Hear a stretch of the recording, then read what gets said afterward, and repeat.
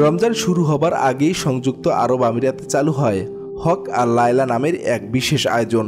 রমজানের ঠিক আগের মাস অর্থাৎ শাবান মাসের 15 তারিখে এই দিনে শিশুরা রঙিন কাপড় পরে প্রতিবেশীদের বাড়ি বাড়ি যায়। এ সময় তারা খাতিরা ব্যাগে মিষ্টি সংগ্রহ করে এবং সুর করে বলে, আতনা আল্লাহ ইউতিকুম বাইত মক্কা ইউদিকুম, যার অর্থ আপনারা আমাদেরকে দিন, আল্লাহ আপনাদের পুরস্কৃত করবেন এবং মক্কা পরিদর্শনের তৌফিক দেবেন।